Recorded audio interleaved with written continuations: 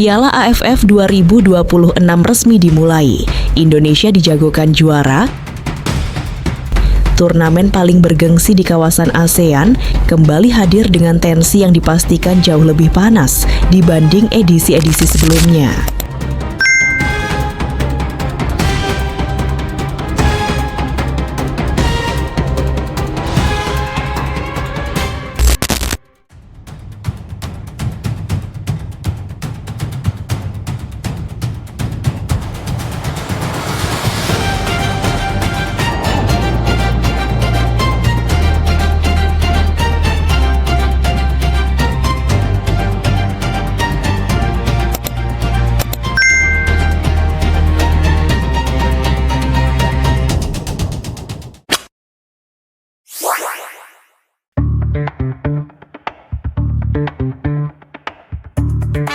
Sepuluh negara terbaik Asia Tenggara akan bertarung demi satu tujuan, mengangkat trofi juara. Namun di balik semangat kompetisi, ada satu fakta menarik yang membuat turnamen tahun ini terasa berbeda.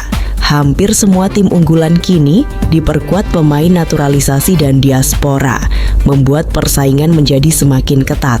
Indonesia pun datang dengan harapan besar. Setelah berkali-kali hanya menjadi finalis, kali ini publik percaya Garuda memiliki peluang emas untuk akhirnya mengakhiri kutukan tanpa gelar. Turnamen kali ini dibagi menjadi dua grup.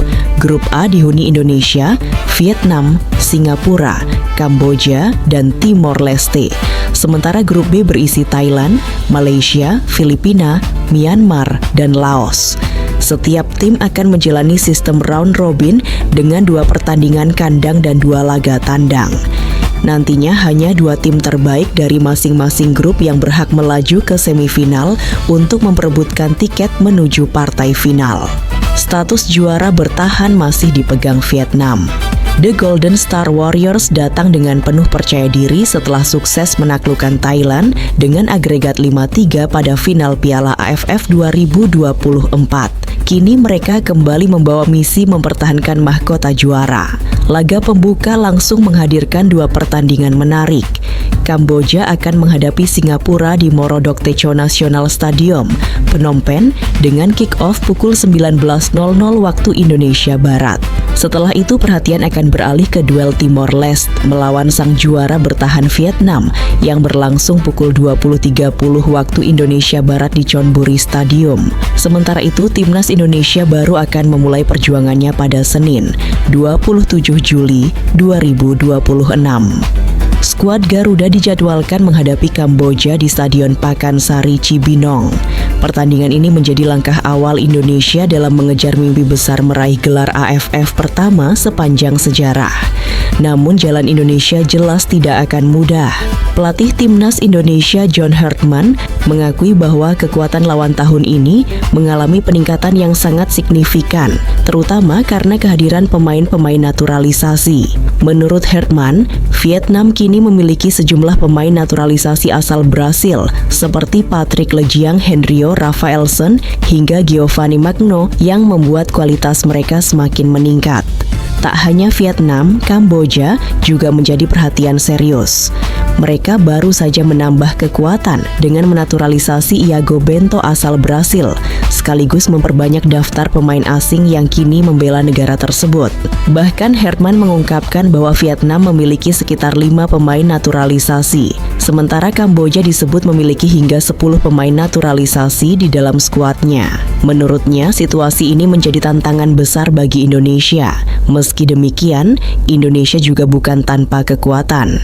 Skuad Garuda masih mengandalkan sejumlah pemain diaspora berkualitas seperti Ragnar Oratmangoen, Ivar Jenner, Jordi Amat, Tom Hay, Sandy Walsh, Shane Patinama, hingga beberapa pemain Liga Indonesia yang tampil konsisten. John Herdman menjelaskan bahwa timnya masih menjalani pemusatan latihan di Bali sebelum nantinya mengumumkan daftar resmi pemain yang akan dibawa ke Piala AFF 2026. Ia berharap waktu persiapan yang tersisa mampu membangun chemistry terbaik agar Indonesia tampil maksimal sejak pertandingan pertama. Menariknya, optimisme terhadap timnas Indonesia tidak hanya datang dari dalam negeri. Media Vietnam, The Tao 247, justru memberikan predikat Indonesia sebagai kandidat terkuat juara Piala AFF 2026. Penilaian tersebut tentu mengejutkan banyak pihak. Pasalnya Indonesia dipastikan tidak diperkuat beberapa nama besar yang berkarir di Eropa seperti Jay Itzes, Calvin Verdong, Joey Pelupesi, maupun Emil Audero karena turnamen ini tidak masuk kalender resmi FIFA. Meski begitu, Dadetao 247 menilai kualitas skuad Garuda tetap berada di level tertinggi di Asia Tenggara. Mereka menyebut Indonesia masih memiliki pemain-pemain berpengalaman seperti Tom Hai, Mark Klok, Shane Patinama, Marcelino Ferdinand, Ragnar Orat Manggoen, hingga Egy Maulana Fikri yang dinilai mampu membawa Garuda bersaing memperebutkan gelar. Media tersebut juga menyoroti keberhasilan PSSI melakukan investasi besar dalam pembangunan sepak bola nasional selama beberapa tahun terakhir. Selain itu, banyak pemain naturalisasi Indonesia kini bermain di kompetisi domestik, sehingga memudahkan tim pelatih dalam memantau performa, menyusun strategi, dan menjaga kekompakan tim. Menurut mereka, inilah salah satu keuntungan besar yang dimiliki Indonesia dibandingkan beberapa negara lain di kawasan ASEAN. Detao 247 bahkan menilai bahwa generasi pemain Indonesia saat ini merupakan salah satu yang terbaik sepanjang sejarah sepak bola nasional. Namun semua prediksi itu tetap harus dibuktikan di atas lapangan. Indonesia masih membawa beban sejarah yang belum terselesaikan. 6 kali mencapai final, 6 kali pula harus puas menjadi runner-up. Gelar juara Piala AFF masih menjadi mimpi yang belum pernah berhasil diwujudkan. Kini, dengan materi pemain yang lebih matang, pelatih baru berpengalaman, serta dukungan penuh dari jutaan supporter, harapan itu kembali menyala. Apakah inilah saat yang ditunggu-tunggu? Mampukah Garuda akhirnya mematahkan kutukan runner-up dan mengangkat trofi Piala AFF untuk pertama kalinya? Ataukah Vietnam, Thailand, atau bahkan Kamboja yang justru akan memberikan kejutan besar di turnamen tahun ini? Semuanya akan segera terjawab dalam perjalanan panjang Piala AFF 2026. Jangan lewatkan setiap pertandingan, karena persaingan kali ini dipastikan menjadi salah satu edisi paling sengit dalam sejarah sepak bola Asia Tenggara. Bagaimana menurut kalian? Apakah timnas Indonesia benar-benar layak menjadi favorit juara Piala AFF 2026? Tulis prediksi kalian di kolom komentar.